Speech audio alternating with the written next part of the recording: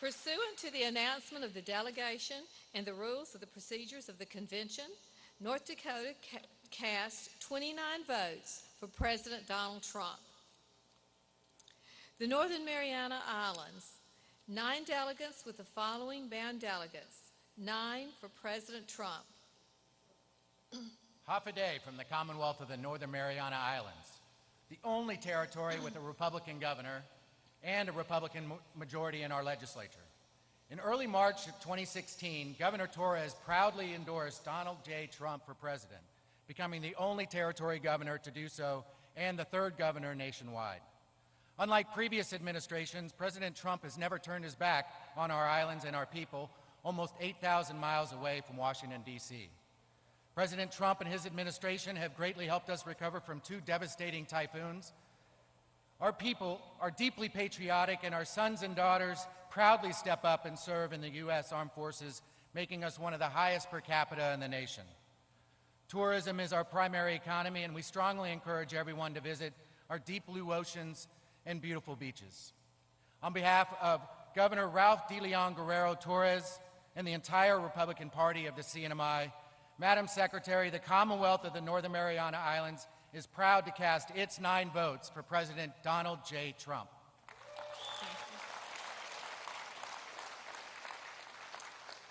Pursuant to the announcement of this delegation and the rules and procedures of this convention, Northern Mariana Islands cast 9 votes, President Trump.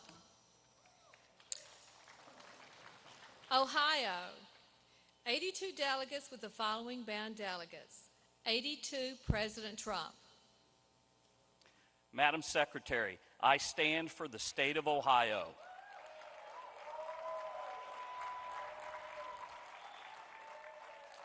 Birthplace of presidents, father of aviation, and mother of astronauts, home to working men and women who appreciate a president that puts America first, a president who defends our brave law enforcement officers.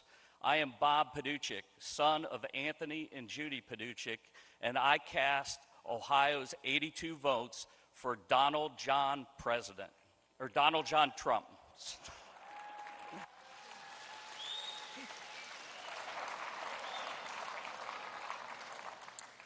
Pursuant to the announcement of the delegation and the rules and procedures of this convention, Ohio cast 82 votes for President Trump.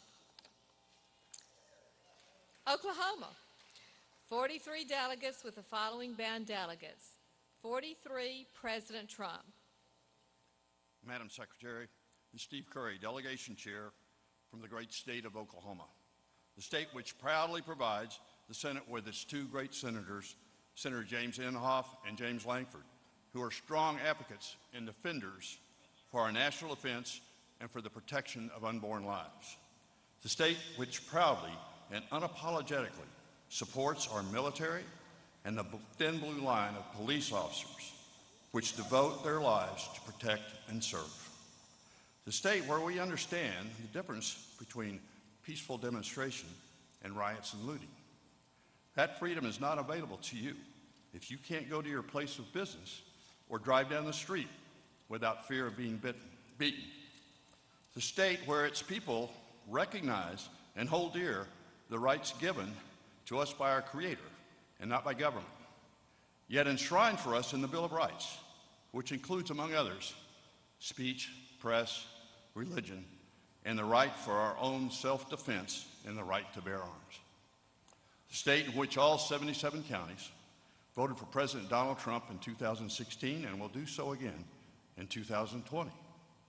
Madam Secretary, our Chairman, David McClain, along with our National Committeewoman, Carolyn McClarty, Delegates Pam Pollard and Charlie Potts, and the rest of our entire delegation, cast its 43 votes for the current and next President of the United States, Donald J. Trump.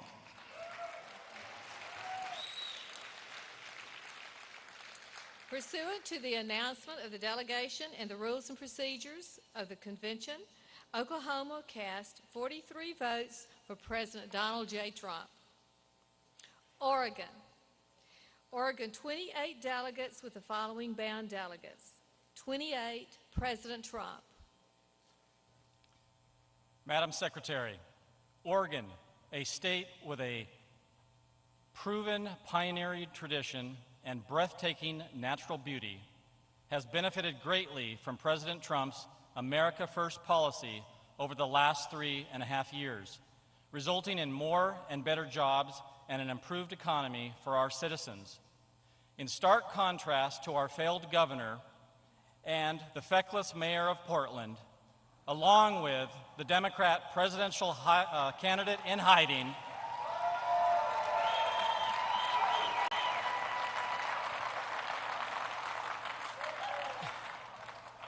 President Trump has stood up to the violent thugs and denounced those who seek to destabilize our state with anarchy and destruction, giving us hope that we can make Oregon safe again. And even though COVID-19 has reduced the size of this convention, it has not reduced our enthusiasm for renominating President Trump and Vice President Pence for 4 more years. The Oregon delegation believes that the best is yet to come and is therefore proud to cast all 28 of our votes for President Donald J. Trump.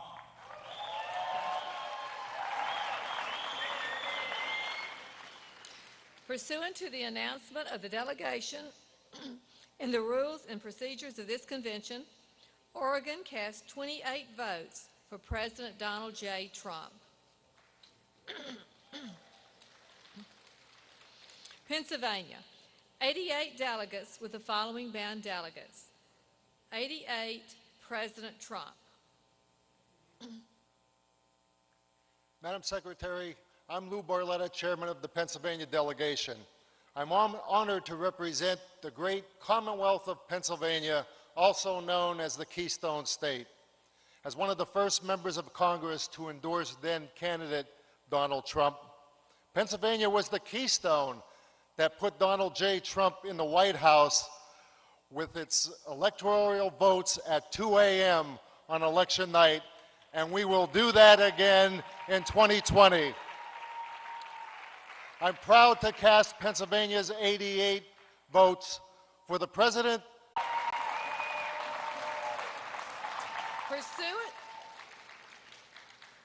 Pursuant to the announcement of the delegation and the rules and procedures of this convention, Pennsylvania cast 88 votes, President Donald Trump. Puerto Rico, 23 delegates with the following bound delegates. 23, President Trump. Madam Secretary, I'm Kevin Romero, and I'm the youngest delegation chair in this great and historic convention. The territory of Puerto Rico and us, in representation of 3.2 million strong and resilient American citizens, and to express our gratitude to our president and our amazing nation, with a view of achieving statehood, equality, and our shared American prosperity, and reminding us all of the bloodshed and the sacrifice of hundreds of thousands of Puerto Ricans and all the patriots that have served our great American armed forces, we proudly cast all our 23 votes for President Donald J. Trump.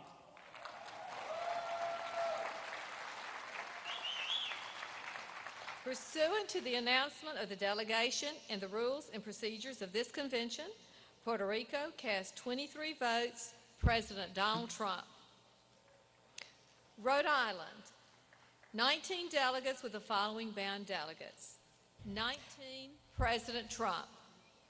Rhode Island, the ocean state where we like to make waves, as evidenced just yesterday by the hundreds of boats that cruised Narragansett Bay to rally for President Donald Trump. We have a long history of being rebels, from our founding on the basis of religious freedom to the independent man standing atop our state house. As the minority party in the smallest state, we carry on the tradition by standing up to the tyranny of 8 decades of one-party rule. We put forth common sense policies to help everyday Rhode Islanders who love coffee, milk, and doughboys, dip their clam cakes in chowder, celebrate the nation's oldest 4th of July parade, cherish our memories of Rocky Point, light the water on fire, and yes, we eat a lot of calamari, Rhode Island style. We believe in promises made and promises kept, and we know that the best is yet to come. So the biggest little delegation of the state of Rhode Island proudly stands united to cast our 19 votes for President Donald J. Trump.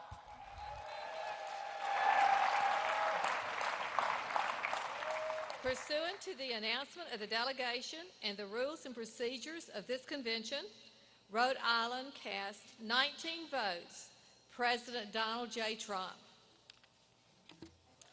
South Carolina, 50 delegates, bound for President Donald Trump.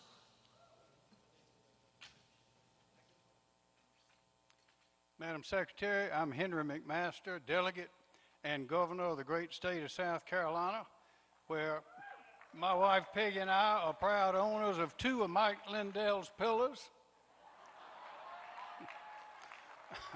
South Carolina is also the home of the first in the South Republican primary, presidential primary.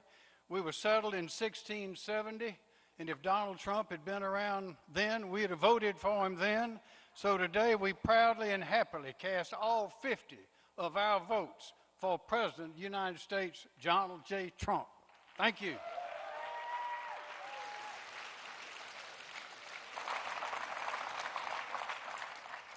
Pursuant to the announcement of the delegation and the rules and procedures of this convention, South Carolina cast 50 votes, President Donald J. Trump.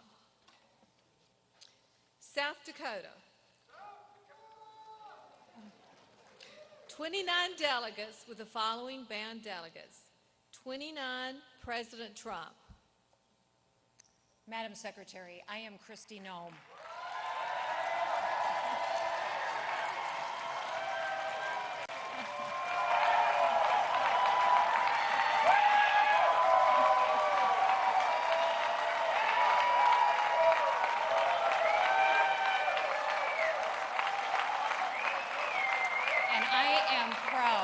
To be the first female governor of the great state of South Dakota.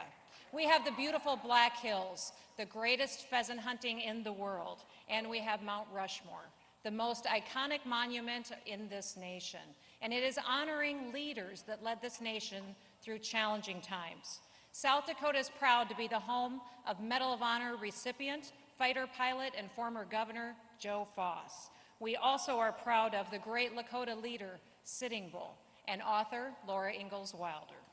In South Dakota, under God, the people rule. Our government respects people's rights. We love our freedoms, and we honor the men and women who have come before us to build this great nation. We are grateful to President Trump for bringing fireworks back to Mount Rushmore. He's brought jobs to our towns, and he puts America first each and every day. On behalf of South Dakota's 29 delegates, I proudly cast all of our votes for the President of the United States, Donald J. Trump. South Dakota cast 29 delegates for Donald J. Trump. Madam Secretary, if there is no objection, the chair will call the next state to cast its vote. I will call on the great state of Florida to cast its vote for the Republican nominee for President of the United States. Thank you, Madam Chairwoman. Again, Joe Gruters, Chairman of the great state of Florida, home to over 21 million people, including our 45th President of the United States, Donald J. Trump. We're known as the Sunshine State. We have the best beaches in the world. They're second to none. We have a great economy, and we have no income tax. We believe in the great American comeback. And we believe there's one leader that will deliver us prosperity once again, that will defend the rule of law, and that will bring great things back to our country. Florida is home to America's #1 anti-communist freedom-fighting Senator Marco Rubio. We're home to America's #1 senator in terms of the economy and jobs, and who's making Washington work for us again, Senator Rick Scott. And we're home to America's favorite governor, Ron DeSantis, who signed the toughest sanctuary city ban in the entire country. And he welcomes over 1,000 people a day from failed leadership states like New York, including individuals like our new favorite son, Donald J. Trump. It's for the 122 delegates that are back at home and the over 5 million Republicans that we have registered. And it is an honor for us to award Florida's 122 delegate votes to the next president of the United States to delay his full-time relocation back to his home state of Florida, Donald J. Trump, for the president of the United States.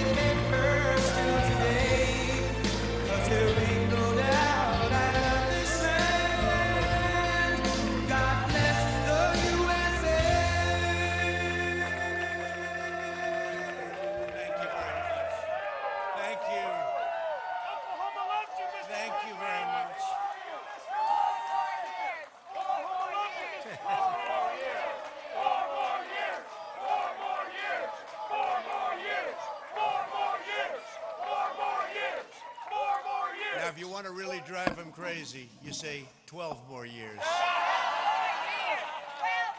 Because we caught them doing some really bad things in 2016. Let's see what happens. We caught them doing some really bad things. We have to be very careful because they're trying it again with this whole 80 million mail-in ballots that they're working on, sending them out to people that didn't ask for them. They didn't ask, they just get them. And it's not fair, and it's not right, and it's not going to be possible to tabulate, in my opinion. It's just my opinion. We have to be very, very careful. And you have to watch, every one of you have to watch. Because bad things happened last time with the spying on our campaign, and that goes to Biden, and that goes to Obama. And we have to be very, very careful. We have to be very, very careful. And this time they're trying to do it with the whole post office scam. They'll blame it on the post office. You could see them setting it up. Be very careful and watch it very carefully, because we have to win. This is the most important election in the history of our country.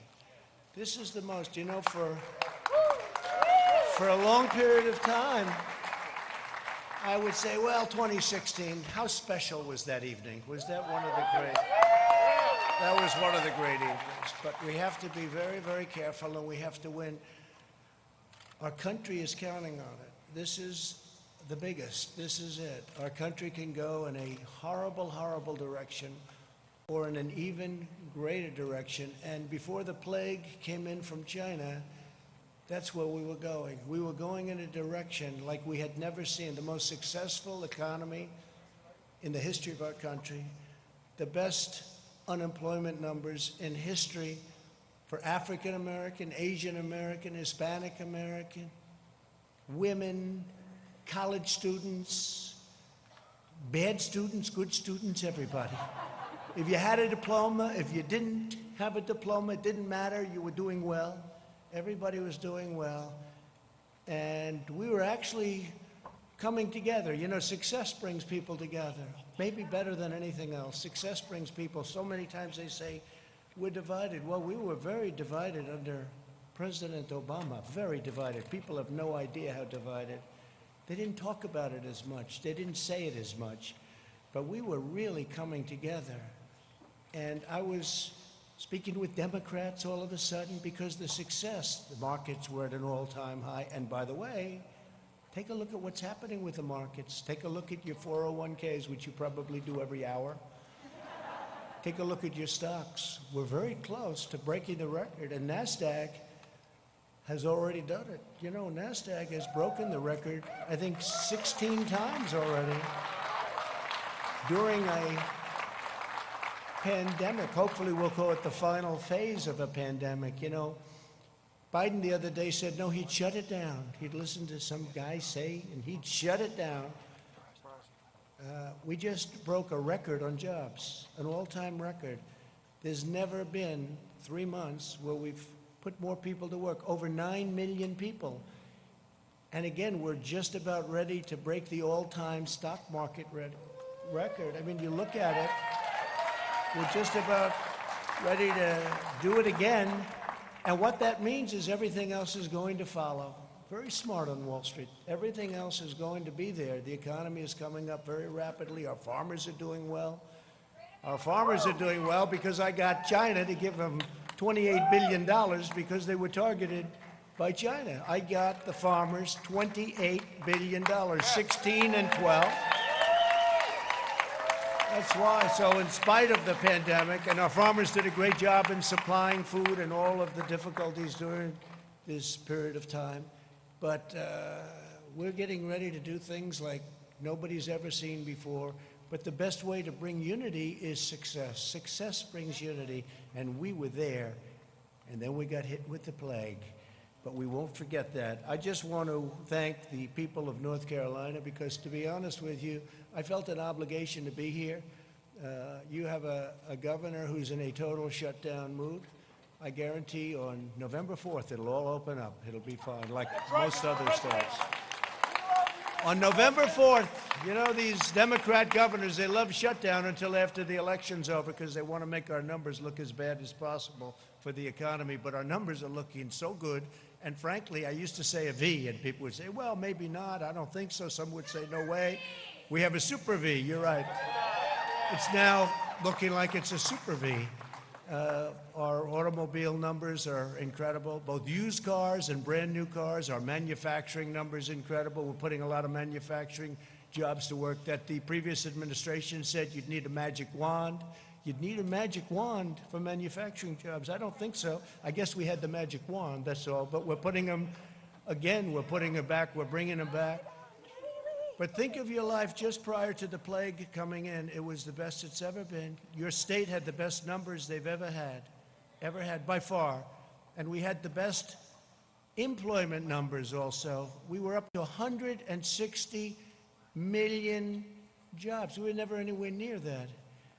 And then we had to shut it down. We saved millions and millions of lives. We learned the enemy. We learned all about the invisible enemy, how it affects really people that are older, especially older people, the elderly, but older people with problems with heart, with diabetes, with other problems.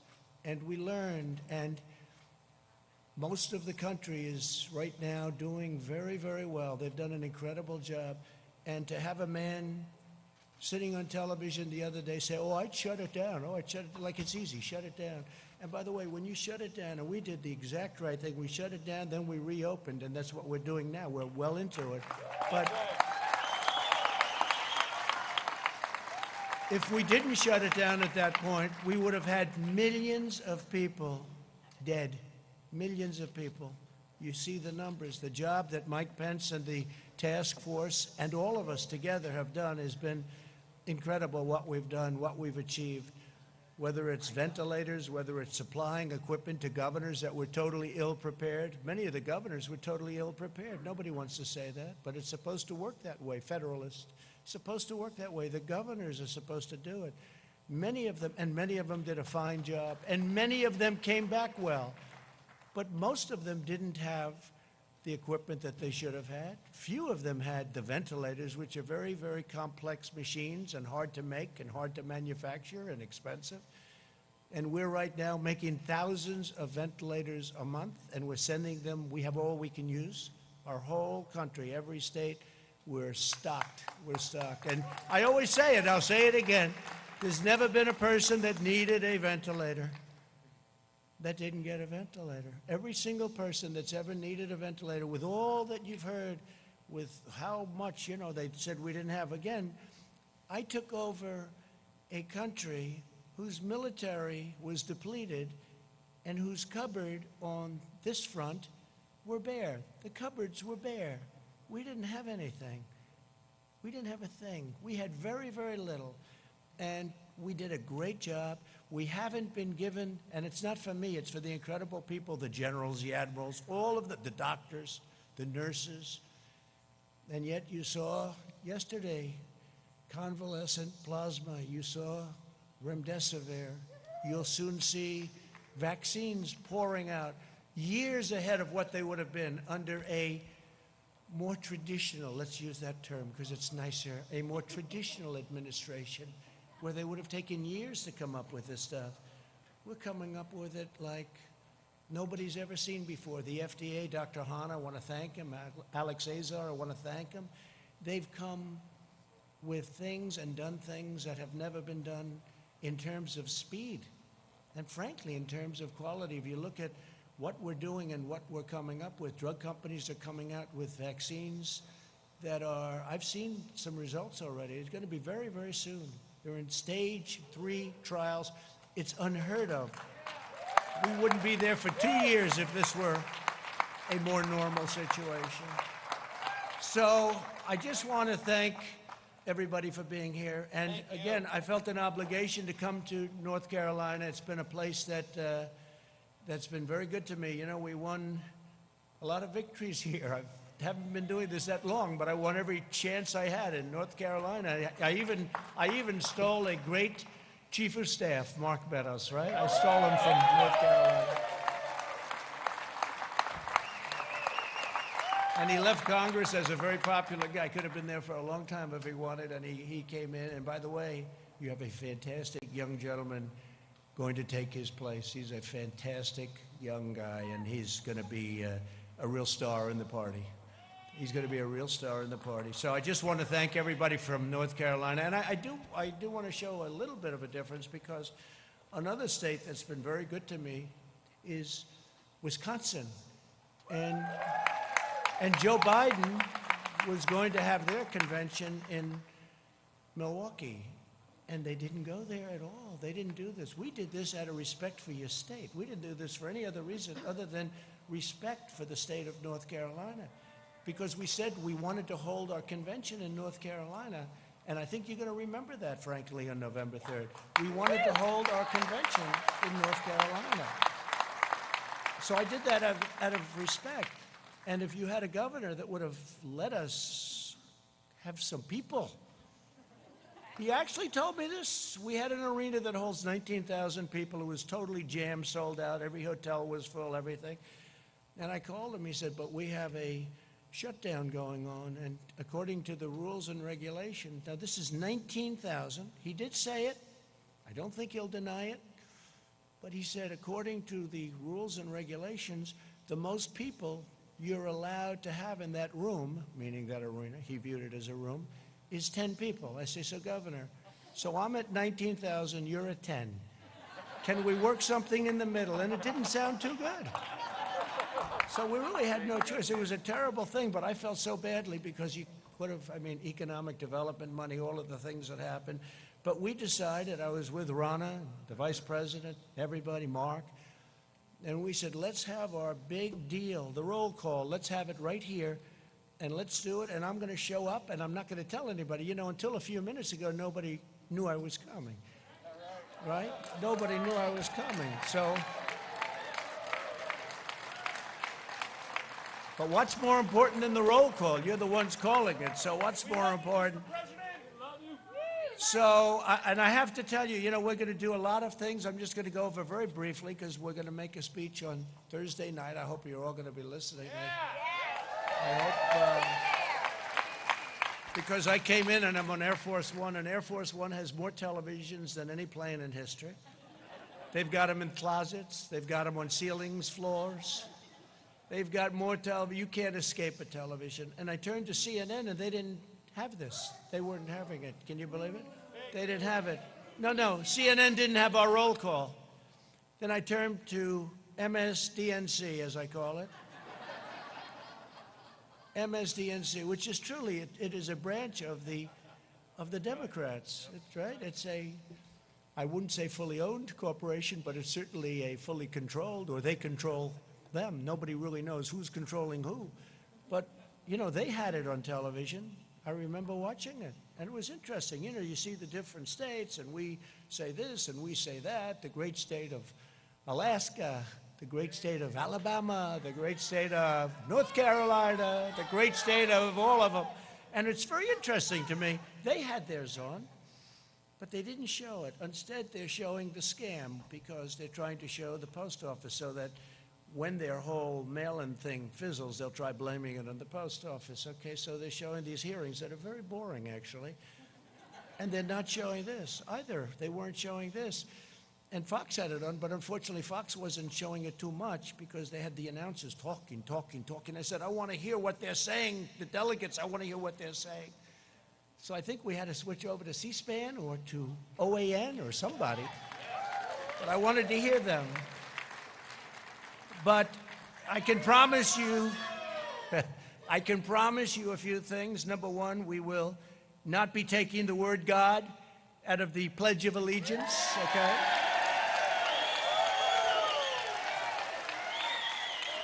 Like they did a number of times at their caucuses, so they took the word God out. I heard it. I was listening. I said, that's strange. You know, sort of weird. You've heard it all your life, right? Under God, under God. All of a sudden, those two words are missing. I said, oh, he must have made a mistake.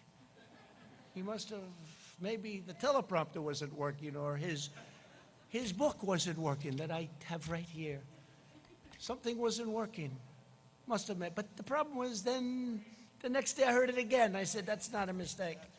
That's pretty, and then they immediately went into a mode, no, we didn't mean that, no. We didn't say it for the convention. We didn't say it. No, that's where they're coming from. That's where they're coming from. You can say it or not say it. That is where they're coming from. Just like with energy, they don't want energy. Not working well in Texas, by the way. I just looked at a poll. And by the way, just came out that we have received 51% in the big and very important Rasmussen poll, and my numbers actually went up during the Democratic National Convention, 51%. So think of it. Think of it.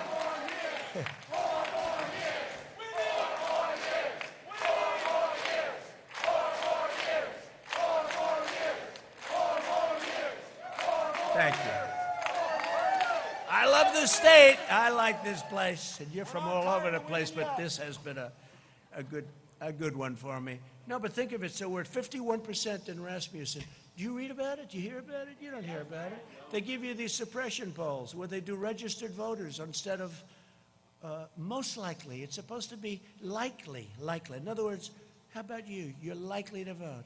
But how about you? You're registered, but I'm not voting. But see, under their plan, where they send these ballots, you don't have to want to vote. You get the ballot, and then they have harvesting. They get guys to go, do you want to vote? No, not really, but I have a ballot. All right, good. Who's it for? Sleepy Joe Biden. I'll put it here, son. Okay, can I have it? And they'll take it. In fact, harvesting is illegal in your state. They wanted to put a Republican, fine man, a pastor. They wanted to put him in jail because he harvested. Now they want to make harvesting legal all of a sudden. They'll put him in jail as a Republican, right? If he was a Democrat, they wouldn't even be thinking about it. In California, they do the same thing. No repercussion. In North Carolina, you had a fine pastor, a fine man, and they got him on harvesting. They wanted to put him in jail. And now they want to make it all so that everybody can harvest because they know it's not a good thing. So people that don't want to vote are going to be sitting there. They'll be making them, if you talk about 80 million ballots, it's 80 million, could even be higher than that. I used to say 51 million, now it's 80 million. They said, sir, you're a little obsolete with the 51. I said, all right, what is it? 80. I said, 80? How is it possible to, Think of it. They'll be sending them, they'll be dumping them in neighborhoods, there'll be people are going to be picking them up, they'll be bribing, they'll be paying off people to grab some. This is going to be one of the greatest scams, and it's common sense. This has nothing to do with politics. It's common sense. Anybody, you don't have to know politics. They're going to mail out 80 million ballots. It's impossible. They have no idea. Who's mailing them?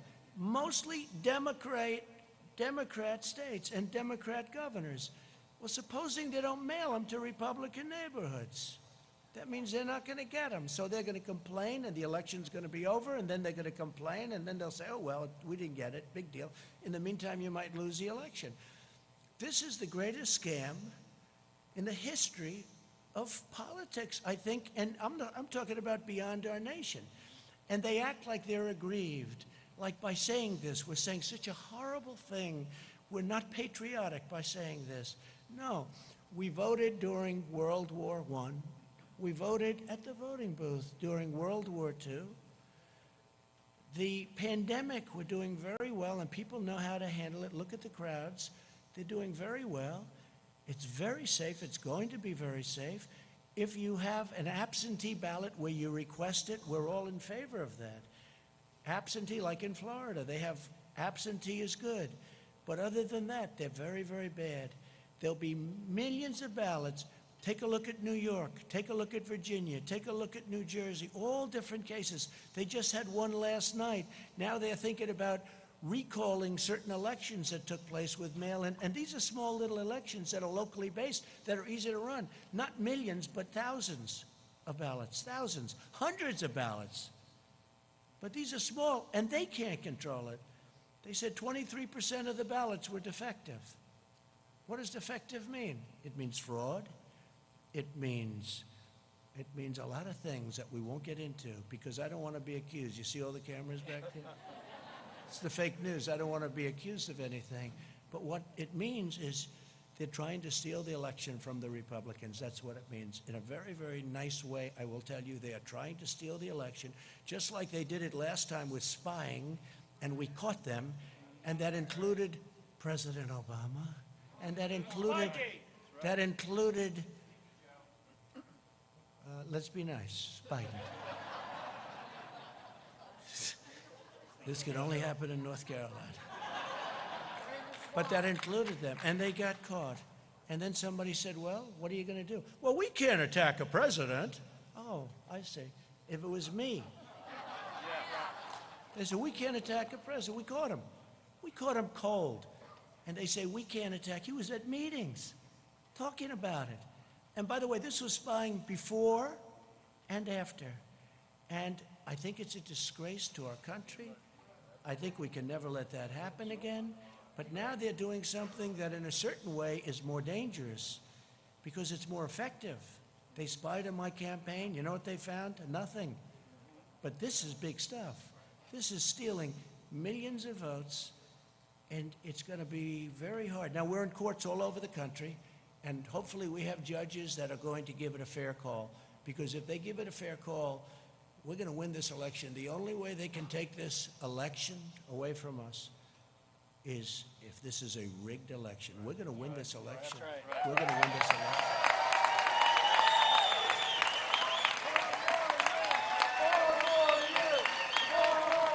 So I'm just saying we cannot have these live, we call them live. Some people call them universal. I like the word live. These live mail-in ballots sent to everybody, including mostly people that never asked for them. Think of it.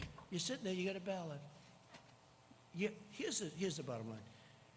It was just given that in the polls, believe it or not, that because the polls try and treat us, that's why I respect Rasmussen, because they did well. A few of the others feel the same way, and they did well last time. Those are the ones that I look at, the ones that did well last time.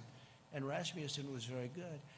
But if you look at it, every single vote that they have, every single vote, it's going to be looked at. A man is sitting, or a woman is sitting, waiting for nothing, watching television, has no enthusiasm. Because on enthusiasm, the polls are saying that I'm up by massive numbers, not just a little. I'm also way up on the economy, by the way, put it down. Way up. but I'm up by massive, and when I say I'm up, I'm talking about we're up, okay? So if you could, please. But I'm up by massive numbers on enthusiasm. So our voters are saying, I'm very angry about this, I'll go to the poll directly and vote. But their voters are saying, I don't care if Biden gets in. He doesn't have any enthusiasm. When you go to Ohio, when you go to Wisconsin, when you go to North Carolina, when you go to a lot of states, they have the Trump-Pence sign on every lawn. It's all over the place, right? It's all over. We don't see Indiana, too. Indiana's great. Bobby Knight. We love Bobby Knight, too, I'll tell you. We love Bobby Knight and Coach Holtz and all of them. They love us and we love them. Indiana's great. Thank you. But here's the thing. So if they don't have any enthusiasm, so you'd say, are you going to vote? I'm not getting up to vote. Okay, I want to watch television instead of vote. All right. But here's a ballot. It just got to you. And he opens it. Oh, here's a ballot. What the hell am I going to do with this thing?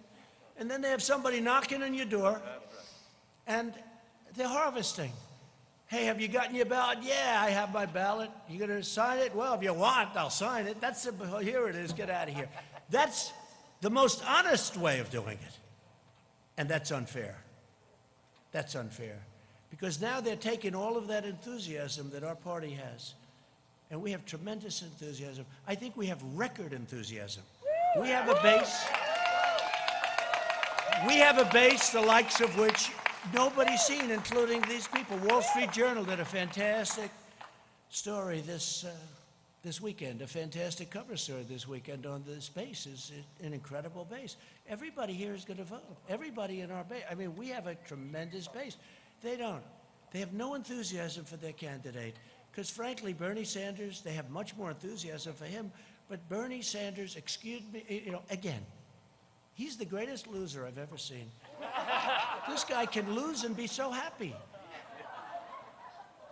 Hillary Clinton, I want to use nice language, so I don't want to use a certain word. It starts with the word S-C. I don't want to use it because they'll say, he used foul language while in North Carolina.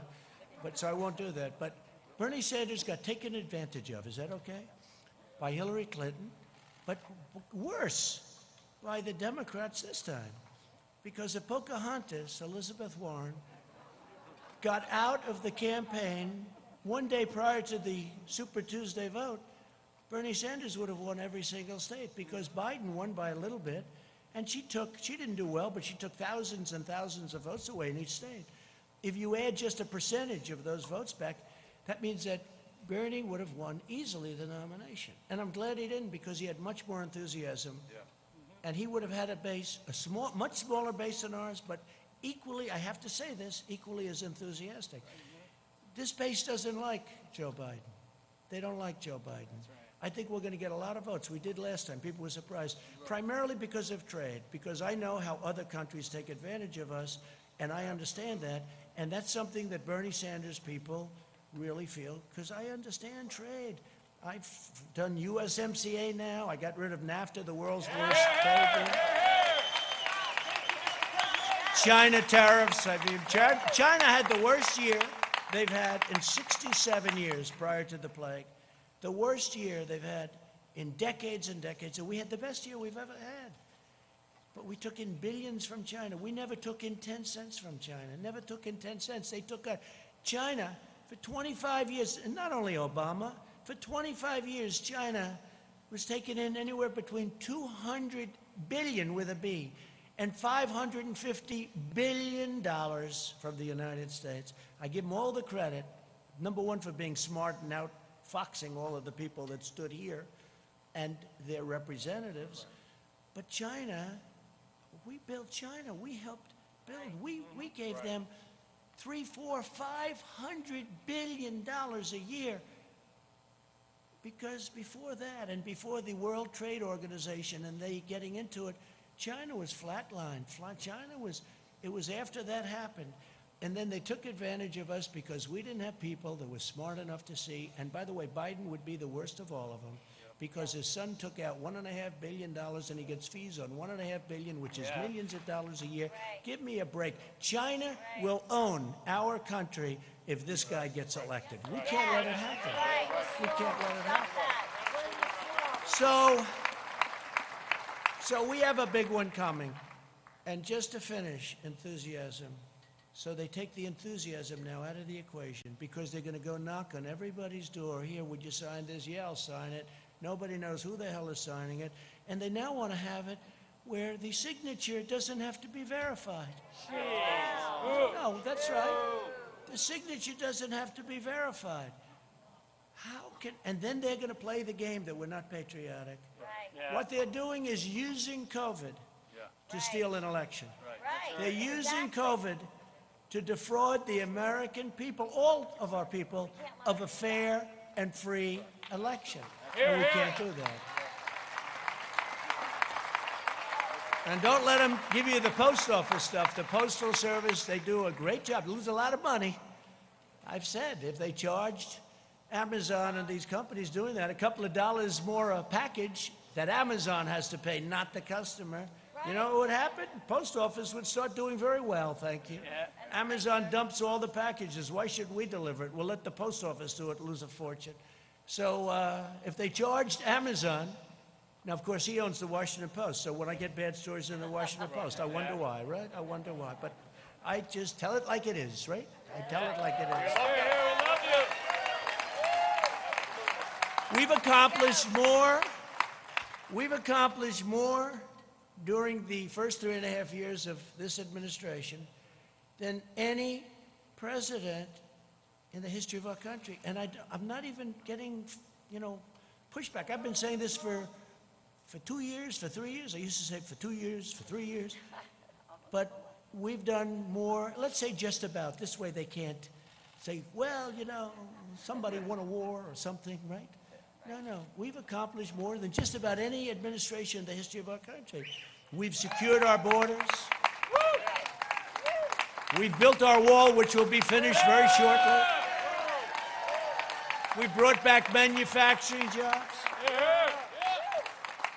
We've defeated the ISIS caliphate and killed al-Baghdadi. We also killed the greatest, biggest terrorist, maybe of them all. Soleimani, we killed Soleimani, right? And al-Baghdadi. We appointed 300 new judges. By the end of the first term, we will have appointed 300. It's an unheard of number. That's because President Obama was very nice and he gave me 142 openings. And historically, you get no open. When you become president, first question you say, how many judges? They'll say, none, sir. Because the other previous president, they want to, it's a very important thing, federal judges. So I've appointed, we will have appointed 300, could be even more than that by the end of the first term. And I sat down, first day I said, how many judges do I get to appoint? They said, sir, 142. I said, 100, because you know what? He thought that Hillary was going to win. Right? And the Republicans did not make it easy, let's say, but if you have enough time, there's not much anybody can do about it. We ended up with 142 judges, and then we've added many, many, and we're going to end up with 302 great Supreme Court justices.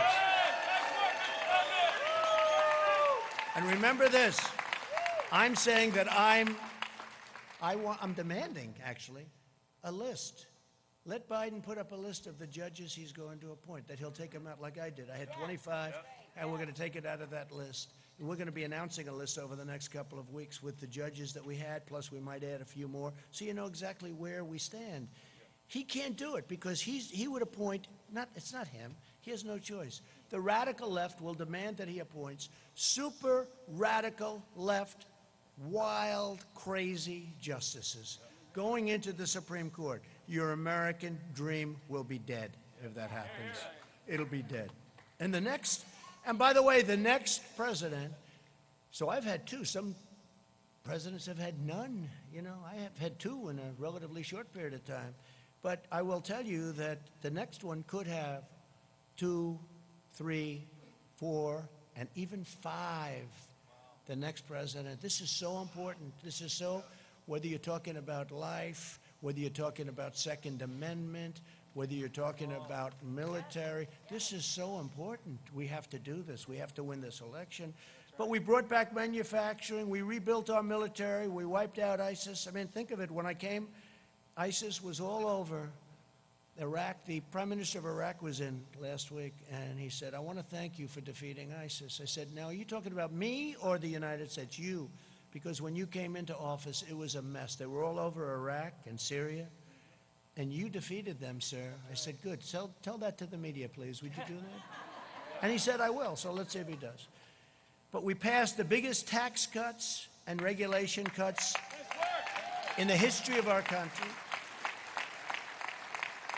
We replaced the worst trade deal ever made, NAFTA, with a great USMCA deal that's going to keep our companies here, and it's going to be treating us very nicely. And I wouldn't say the other two countries were thrilled with it, but they were happy enough. And we did that, and that's another thing. They said, you'll never be able to replace NAFTA. You'll never be able to get it. And I got it. We got it through Congress. We fixed a lot of our broken and bad trade deals. We're getting $40 billion now from Japan. We fixed a horrible deal that was made with South Korea. Remember, I was a Hillary Clinton special. She said, this will produce 250,000 jobs. And she was right, except unfortunately the jobs went to South Korea, not to us. Okay?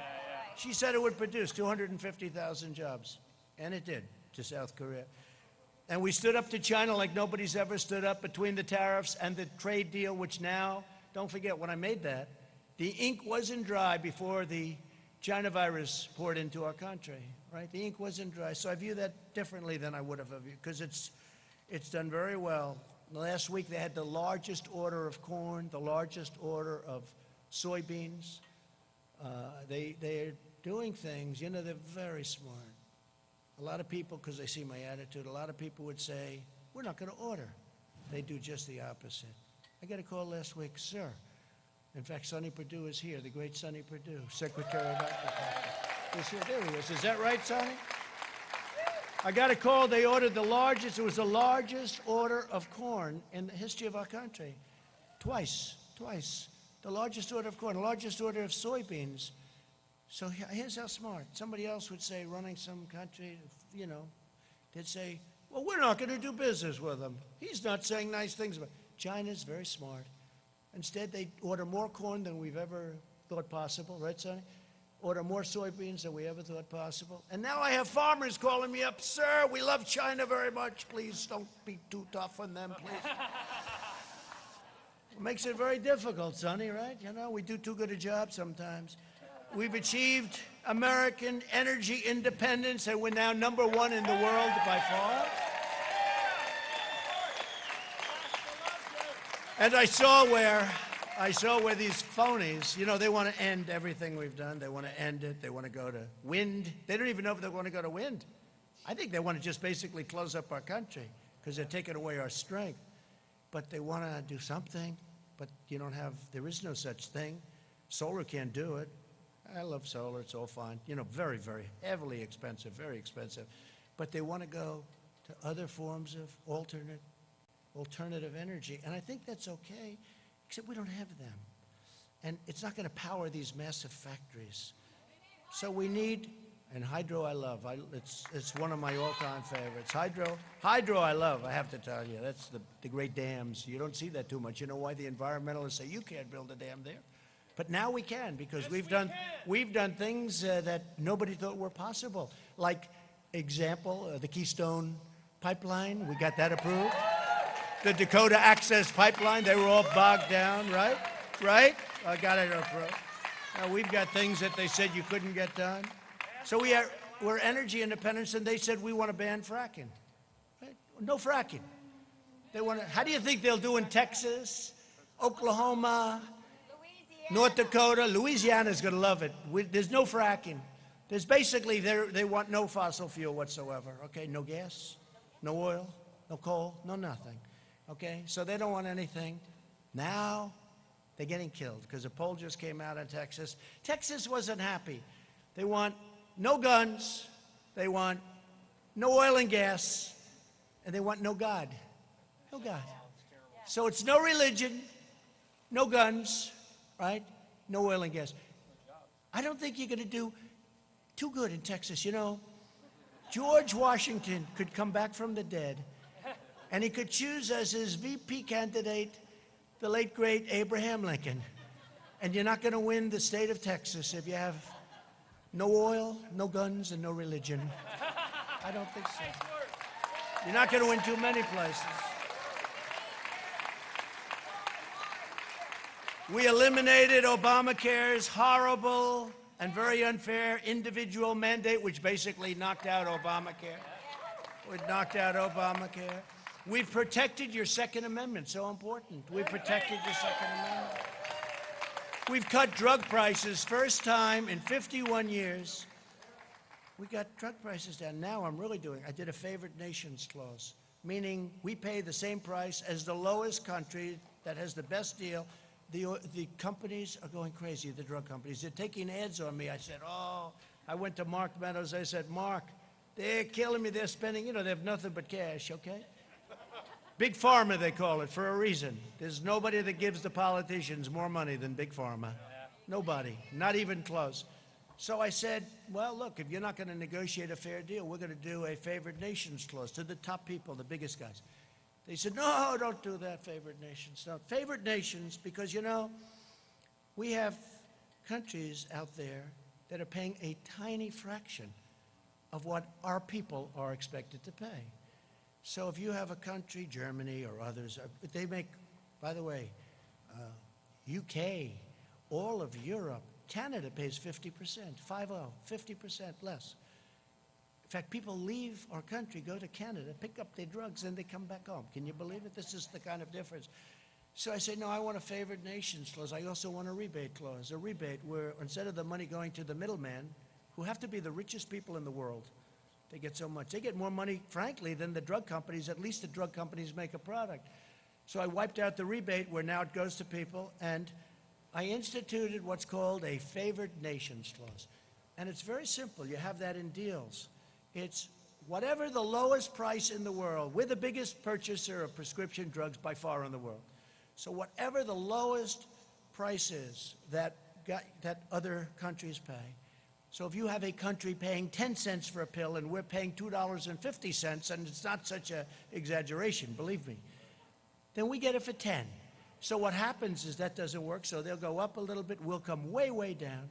So I said, favored nations, I want to pay what the lowest price is anywhere in the world. We're the biggest purchaser. We want a favored nations. They had a heart attack, and then I signed it. They didn't believe it. They didn't believe it. And now what they're doing is they have ads, millions and millions of dollars worth of ads, that I've been horrible to the people because of drugs, and I believe in socialism. Socialism. You know why? Because some of the socialistic countries get the lowest price. So the only thing I have with socialism is I want to get their price, okay? That's the only thing. Other than that is our country will never be a socialist country. Okay?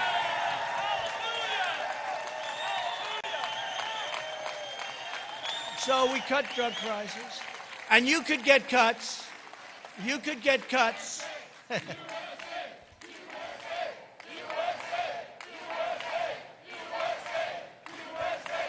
You could get cuts as much as 50, 60, or 70%, maybe even more than that, on prescription drug prices.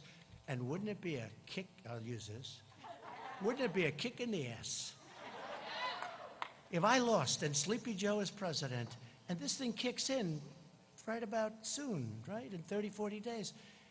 People wake up after the election. Boy, Biden's done a great job. My drug prices just went down by 70%. What a great president he's been. He's great. And Sleepy Joe would say, I thought about that, but everybody knew about favored nations. But nobody had the guts to do it. And I'll tell you, I was called by many politicians, please don't do it, sir. Please. I said, why? They don't want to tell me why. I know why, because, they're politicians and they've been helped out. And I guess we have to understand that too. But the fact is that we signed a favored nations clause and a rebate clause, and your numbers are going to come down 60, 70%. And I hope you remember that on November 3rd, because nobody but me would ever do it. The other thing I've done, aside from very strongly protecting your Second Amendment, which was not easy. That was not easy. And by the way, they will take your guns away as sure as you're standing or sitting there. They will take your guns away. Either that or obliterate the Second Amendment. The right to bear arms. You have the right to bear arms, especially when you look at a Portland and you see how weak those Democrats are. The governor, the mayor, how pathetic. They let them riot every night. We're saying, let us come in and solve your problem. We will solve it for you in 1 hour, just like we did in Minneapolis, Minnesota, right? 5 nights, 6 nights. They have to ask us in. Let us come in. We'll solve your problem. They're almost used to it. This is the way our whole country would be if you ever let a thing like this happen. Our whole country would be.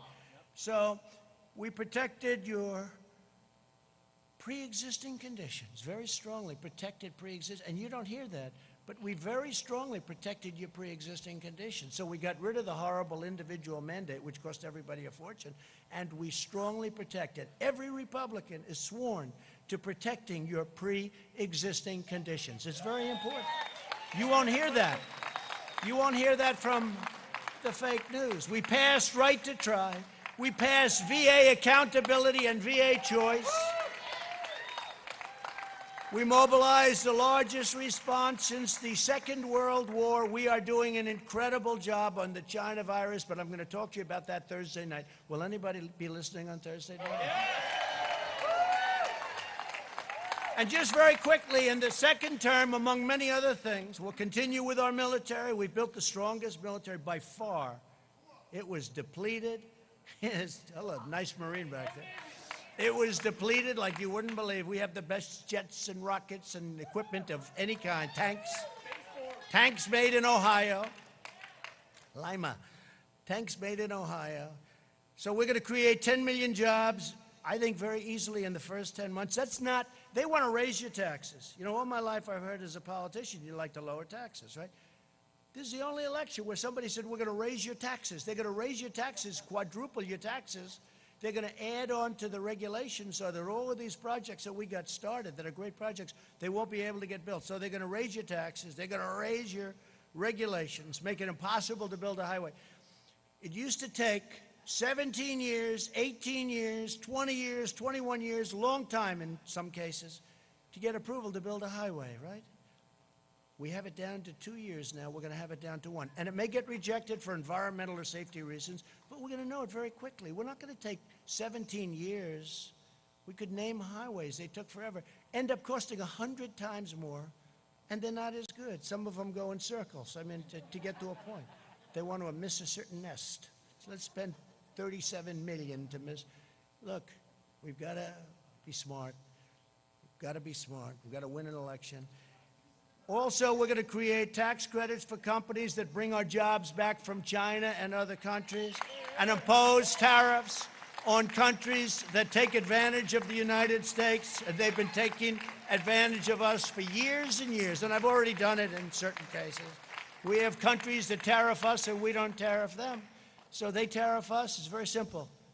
It's called reciprocal. They tariff us, we tariff them. We are going to fully fund law enforcement and hire more police.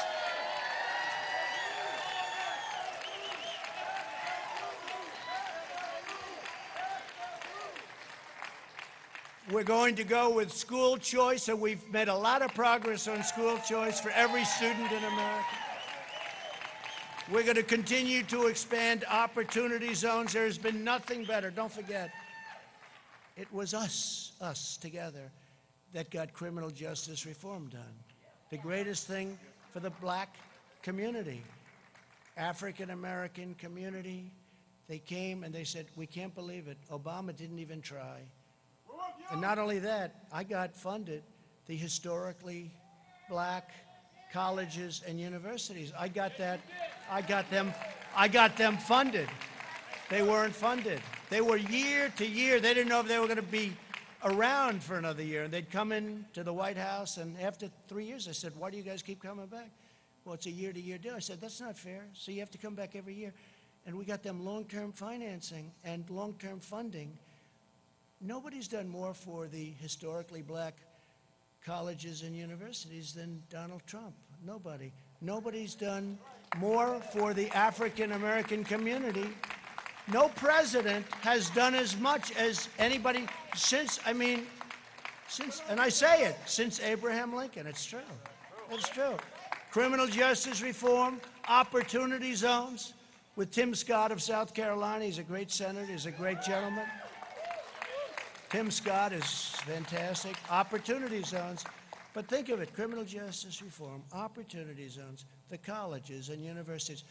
What we've done has been amazing. But the most important thing is, prior to the virus, the greatest job numbers in the history of the African-American community, the Hispanic community, and the Asian, as I said.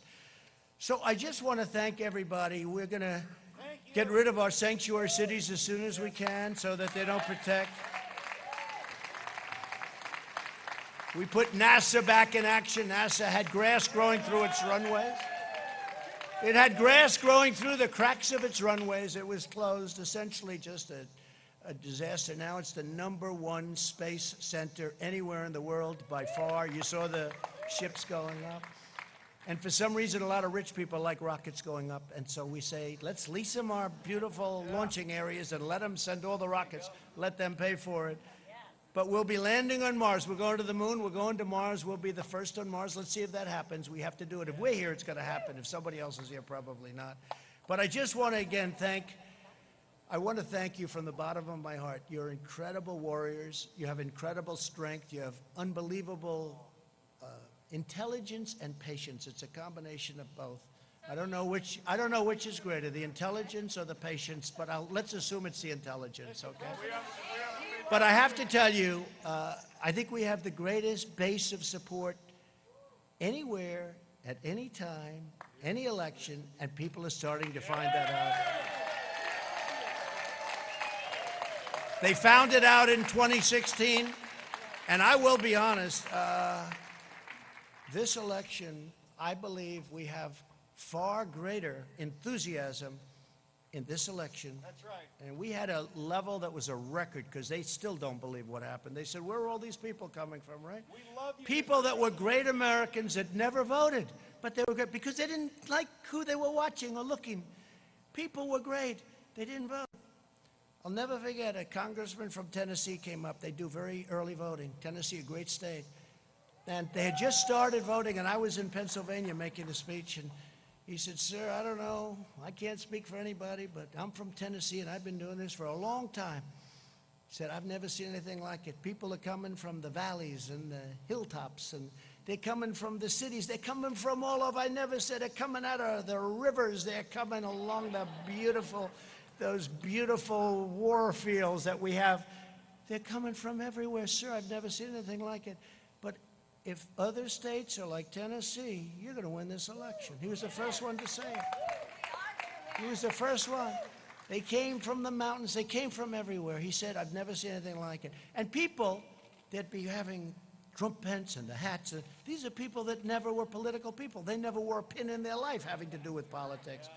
It's been an incredible experience for me. It's been an incredible experience, I think, for everyone. And I'll tell you what, next year is going to be it's going to be a great, great year. It's going to be a year of tremendous success. We're fighting off this horrible thing that was delivered by China, and it was by China, and we're never going to forget it, and I let them know. We're never going to forget what they did, because you know what? We're going to do great economic last year in the history of your state, but we're going to do better economically than we did last year. But we can never forget the 175,000 people, which will go up. Remember this, though. We saved millions, because if we didn't move, and if I didn't put the ban on highly, heavily infected people coming to our nation from China, that everybody told me not to do, months later they were saying we shouldn't, and then they all either apologized or admitted it was right. And Europe, I did Europe too, very early. If we didn't do that, our numbers would be at a level like you wouldn't believe. So I just want to thank everybody for this incredible support. Be very, very careful. This is going to be, and I really believe this is the most important election in the history of our country. Yeah, it is. Don't let them take it away from you. Don't let them take it away. North Carolina, we love you. That's why I'm here. Thank you very much. Very special people. Thank you. God bless you all. Thank you.